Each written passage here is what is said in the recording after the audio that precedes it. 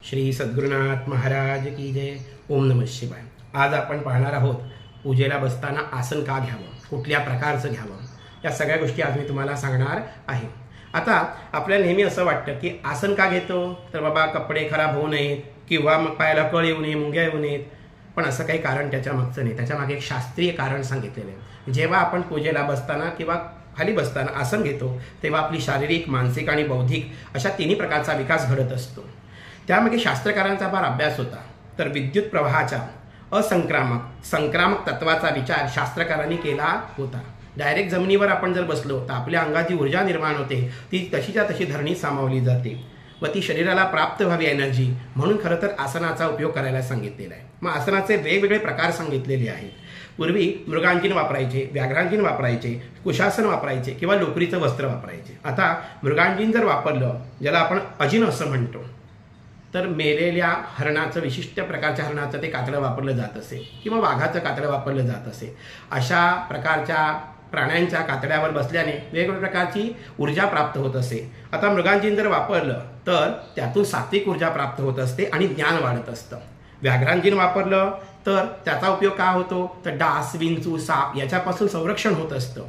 परंतु ही दोन्ही आसनं आजच्या काळात वापरणं हे योग्य ठरणार नाही. कारण बदलते नियम पाहिले तर वन खात्याचे नियम, त्याचप्रमाणे हिंसा प्राण्यांची, या दोन गोष्टी पाहिल्या तर असं हे जर कार्य केलं आणि अशी आसनं जर आपण वापरली तर ते खरंच शास्त्राला आवडणार नाही. कारण त्यात हिंसा घडेल आणि गुन्हेगारी वृत्ती वाढेल. म्हणून ही आसनं शक्यतो वापरू नयेत. कारण ह्यातली जी निर्माण होणारी ऊर्जा आहे ती ऋषींसाठी योग्य होती, पण आजच्या काळातल्या माणसांना ती योग्य असेलच असं नाही. बरं, आता विंचू, साप त्याकडे जंगलात होते म्हणून त्यांच्या संरक्षणासाठी अशा प्रकारे वाघाचं कातडं किंवा सिंहाचं कातडं वापरलं जात असे. परंतु आता तशी काही स्थिती नाही. बरं, त्यातून निर्माण आणि ऊर्जा इतकी प्रचंड आहे की ती सहन होणारी सुद्धा नाही. मग आजच्या काळात उत्तम आसन कुठलं असेल, तर ते कुशासन म्हणजे दर्भासन. दर्भाच्या आसनावर बसून जर आपण एखादी साधना केली, उपासना केली तर ब्रह्मलोकाची प्राप्ती होत असते, ब्रह्मज्ञानाची प्राप्ती होत असते. म्हणून आजच्या काळात उत्तम आसन कुठलं असेल तर ते दर्भासन किंवा कुशासन म्हटले.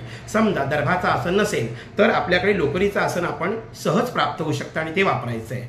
हे आसन वापरल्यामुळे जी काही ऊर्जा निर्माण होते शरीराला प्राप्त होत असते आणि खऱ्या अर्थाने भगवंताची कृपा प्राप्त होते. मग कुठली आसनं वापरू नयेत, तर साधारणतः पालवीपासून बनवलेली, बांबूच्या झाडापासून बनवलेली, दगडापासून बनवलेली, शेणापासून बनवलेली, गवतापासून बनवलेली अशा आसनावर शक्यतो बसू नये. परंतु आता यातलं कुठलंच आसन प्राप्त झालं नाही तर उत्तम लाकडाच्या आसनावर, पण त्याचे खिळे मात्र तांब्याचे हवेत, अशा शुद्ध धातूंच्या खिळ्यामध्ये बसवलेला जो पाट असतो त्या पाटावर बसायला काही काळ हरकत नाही. पण एखादी दीर्घ उपासना करायची असेल तर त्या दीर्घ उपासनेसाठी प्रत्येक वेळी कुशासन असायला पाहिजे. मग कुशासन घ्यायचं, त्याच्यावर अजिन टाकायचं आणि त्याच्यावर अजिन नाही भेटलं तर लोकराचं आसन टाकायचं आणि मग धुतवस्त्र टाकून त्यावर जर तुम्ही बसला तर ती सिद्धी देणार आहे. यातलं काही नाही जमलं तर कमीत कमी कुशासन, हल्ली दर्भासन सहज अवेलेबल होतं, प्राप्त होतं. आणि त्यातल्या तर सोपं कुठलं, तर लोकरीचं आसन. तर ही आसनं तुम्हाला सहज प्राप्त होऊ शकतात. यातील लोकरीचं आसन हे अत्यंत साधं आणि सरळ आहे, तर ते जास्तीत जास्त आपण वापरा.